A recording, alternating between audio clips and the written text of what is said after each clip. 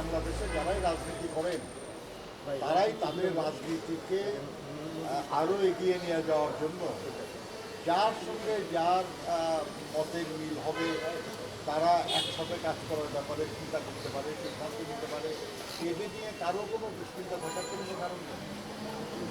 এক সময় একজন এক দল আরেক দলের বিরোধিতা করেছে, সমালোচনা করেছে, আবার আন্দোলনের এক পর্যায়ে তারা একমত হয়েছে। এটাতে অস্বাভাবিক আর কী আছে? আজকে যারা একমত কালকে আবার একমত নাও থাকতে পারে, এটাও ঘটেছে বাংলাদেশে বহু, তাতেই বা অবাক হওয়া যায়। কাজে আমার মনে হয় এই বিষয়গুলি নিয়ে আমাদের চিন্তাগ্রস্ত বা এটা নিয়ে কোনো মন্তব্য করার কোনো প্রয়োজন আছে বলে আমি মনে করি।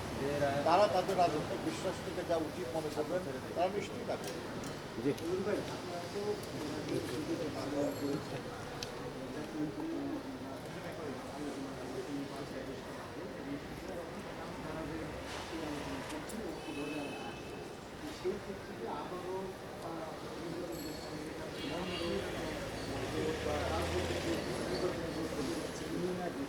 আমরা তো ঐক্যবদ্ধ আছি। আপনারা জানেন যে আমাদের ভারপ্রাপ্ত চেয়ারম্যান সাহেব অলরেডি ঘোষণা করেছিলেন যে যারাই আমরা এই ফ্যাসিবাদের বিরুদ্ধে আন্দোলনে রত আছি, আগামী দিনে আল্লাহর মেহেরবানিতে যদি জনগণের সেবা করার সুযোগ আল্লাহ আমাদেরকে দেয়, তাহলে যারাই আন্দোলন সংগ্রামে যুক্ত ছিল তাদের সবাইকে সাথে নিয়ে আমরা একযোগে ঐক্যবদ্ধভাবে এই দেশের জনগণের কল্যাণ করার জন্য চেষ্টা করি। কাজেই এক ধরনের যুক্ত হয়েই আছে আমাদের মধ্যে। যারাই ফ্যাসিবাদের বিরুদ্ধে লড়াই করেছে, যারাই ফ্যাসিবাদের বিরুদ্ধে আন্দোলন করেছে, একযোগে তারা সবাই আমাদের আন্দোলনে যেমন সাথী ছিলেন, আগামী দিনগুলিতে তারা আমাদের সাথে থাকবে। নির্বাচন তো আন্দোলনের একটা অংশ বলে আমরা মনে করি।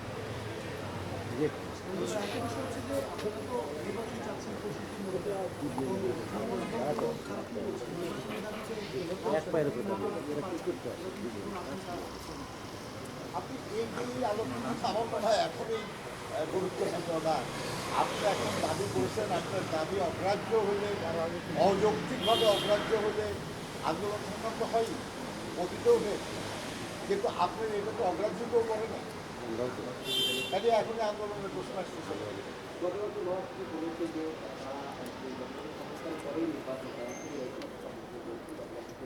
আমরাও তো বলেছি যে সংস্কার তো আমরাও চাই, কিন্তু আমরা বলছি সব সংস্কার কখনোই শেষ করা যায় না।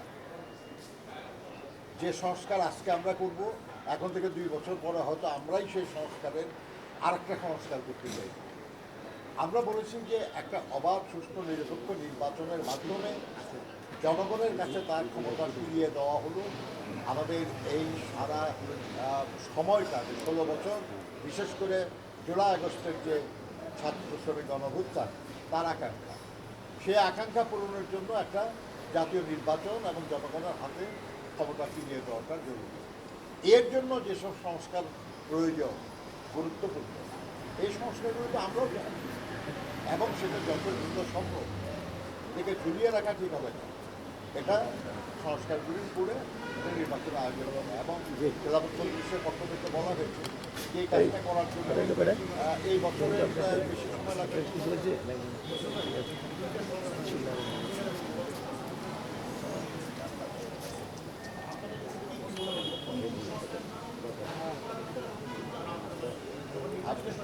আপনি সাংবাদিক মানুষ ভুল করতেছেন কেন? তারা জমা দিয়ে আবার কিছু সময় নিয়েছে নাকি? কিছু সময়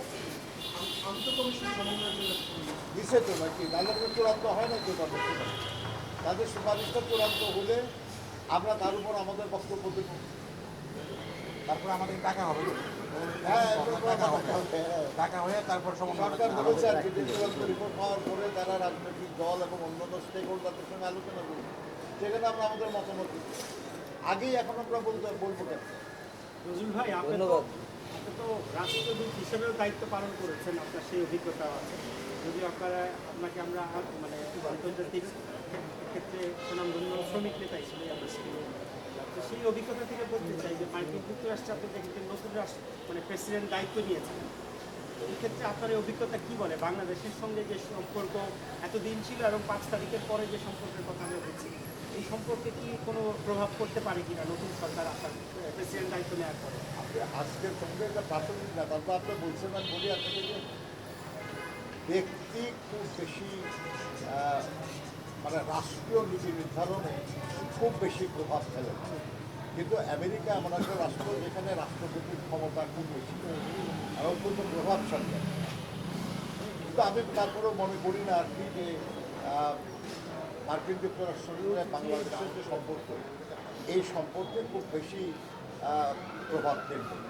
কারণ পরিবর্তন তো তাদের ওখানে হয় না, এখানে পরিবর্তন তো আমাদের এখানেও রয়েছে, তাই না?